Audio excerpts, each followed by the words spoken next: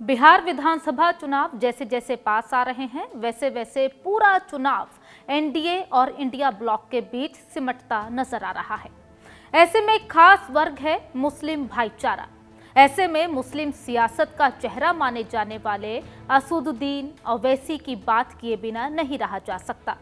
तो आज वीडियो में बात असदुद्दीन ओवैसी की पार्टी एआईएमआईएम की करेंगे। बिहार में एआईएमआईएम की क्या है सियासी चाल? चुनाव में एआईएमआईएम किसको मार करेगा? एआईएमआईएम क्या अपना अस्तित्व बचा पाएगा? क्या 2020 की तरह वो सीटें जीत पाएगा? आज इसी पर बात होगी। मुस्लिम सियासत का चेहरा माने जाने वाले ओवैसी इस बार बिहार के चुनावी मैदान में अपनी सियासी चाल बदलकर उतरे हैं। ओवैसी की पहले कोशिश थी कि विपक्षी महागठबंधन में शामिल होकर चुनाव लड़ा जाए, लेकिन आरजेडी और कांग्रेस के इनकार के बाद एआईएमआईएम ने पहले अकेले और फिर छोटे दलों के साथ मिलकर किस्मत आजमाने का फैसला लिया। महागठबंधन में शामिल होने की उम्मीदों पर पानी फिरने के बाद ओवैसी ने चंद्रशेखर आजाद की आजाद समाज पार्टी और स्वामी प्रसाद मौर्य की अपनी जनता पार्टी के साथ गठबंधन किया और चुनाव लड़ा।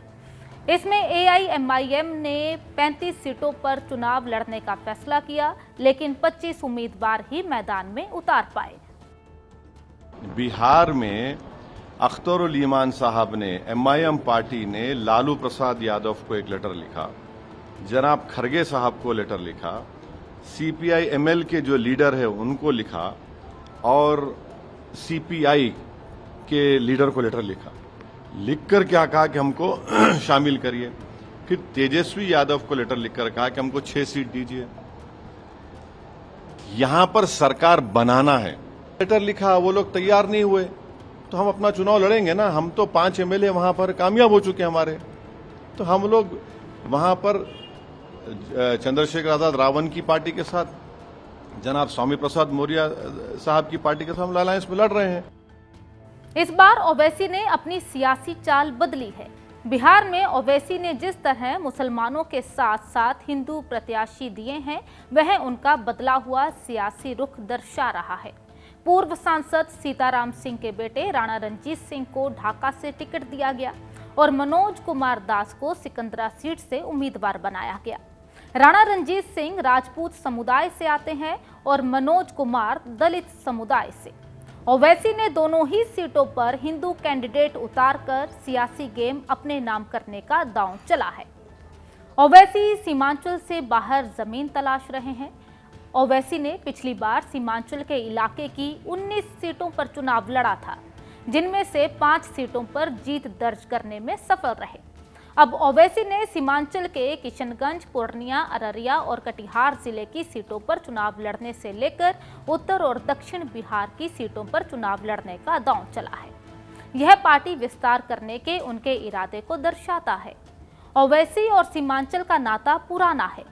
बिहार का सीमांचल का इलाका असम और पश्चिम बंगाल से सटा हुआ है। मुस्लिम बहुल होने के चलते ओवैसी ने बिहार के इसी सीमांचल इलाके को अपनी सियासत की प्रयोगशाला बनाया, क्योंकि यहाँ पर 40 से 70% तक मुस्लिम आबादी है। जब आप अपने कैंडिडेट्स को बताते हैं तो आपके मेन मुद्दे क्या हैं? आपको क्या लगता है बिहार का इस समय फोकस क्या है, इश्यूज? सर देखिए, हमारी जो सियासी शुरुआत हुई थी बिहार में, सफर का आगाज हुआ था, सियासी सफर, वो सीमांचल की सरजमीन से हुआ था। हमने कहा था कि सीमांचल से इंसाफ होना चाहिए। उस पर हमने एक बड़े बड़े स्कॉलर्स को बिठाकर एक 5 साल पहले एक स्टडी भी करवाई थी, एक बुक भी निकलवाई। तो बेसिकली सीमांचल का जो अंडर डेवलपमेंट है, वो 4 डिस्ट्रिक्ट्स है, ह्यूमन डेवलपमेंट इंडिकेटर्स बहुत खराब हैं, वो एक है। दूसरा, ओवरऑल बिहार में जो मिसगवर्नेंस है, करप्शन है और जो सैलाब से जमीन कट जाती है, ये बहुत से इश्यूज हैं, ये है। और फिर एक सेंस ऑफ एलिनेशन है मुस्लिम कम्युनिटी में। एलिनेशन से मुराद कि भाई हर समाज का, हर कास्ट का एक लीडरशिप है और 19%, 18% बिहार के मुसलमानों को लीडरशिप नहीं है।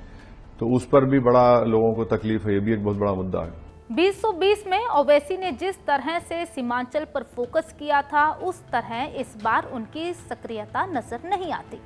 ऐसे में सवाल उठता है कि क्या AIMIM 2020 जैसी सीटें जीत पाएगी।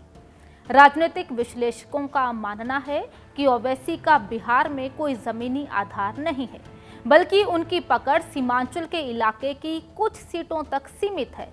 राहुल गांधी की वोट अधिकार यात्रा के बाद सीमांचल का माहौल इंडिया ब्लॉक के पक्ष में चला गया। ऐसे में ओवैसी की पार्टी को अपनी सियासी उम्मीदें धूमिल होती दिख रही हैं। हैदराबाद से बाहर ओवैसी ने जहां भी अपनी सियासी जगह बनाई, वहां खुद की राजनीति के दम पर नहीं, बल्कि किसी न किसी पार्टी की बैसाखी के सहारे ही जीते हैं। 2020 में बिहार में उपेंद्र कुशवाहा और बसपा से गठबंधन करने पर 5 सीटें जीती थीं। बिहार में ओवैसी चंद्रशेखर आजाद और स्वामी प्रसाद मौर्य के साथ मिलकर चुनावी मैदान में उतरे तो हैं, लेकिन दोनों सहयोगी दलों का कोई भी असर बिहार में नजर नहीं आता। ओवैसी की राजनीति काफी मुश्किलों भरी दिख रही है। ओवैसी 2020 की तरह चुनावी मैदान में नहीं दिख रहे। यही नहीं, प्रदेश अध्यक्ष अख्तारुल इमान और उनके करीबियों को लेकर भी लोगों में नाराजगी है। टिकट बेचने से लेकर पार्टी को तानाशाही की तरह चलाने का आरोप है। इसका असर अख्तारुल इमान की सीट ही नहीं, बल्कि सीमांचल के पूरे इलाके में दिख रही है, जिसके चलते मुसलमानों का AIMIM के पक्ष में झुकाव होना काफी मुश्किल दिख रहा है। इसके चलते माना जा रहा है कि 2020 जैसे नतीजे दोहराना ओवैसी के लिए आसान नहीं होगा। अब जाते जाते आपको बता दें कि कड़क की ओर से एक कैंपेन चलाया जा रहा है, सांस लूं या जी लूं। आप भी इस कैंपेन का हिस्सा बन सकते हैं। कमेंट में लिखें राइट टू ब्रीथ और बताएं कैसे बनेगा पॉल्यूशन फ्री इंडिया।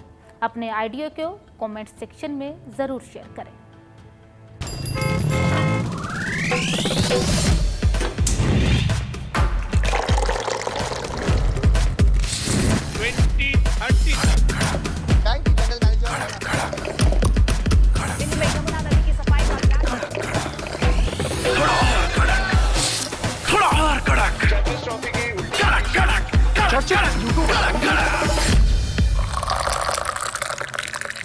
ये कड़क है।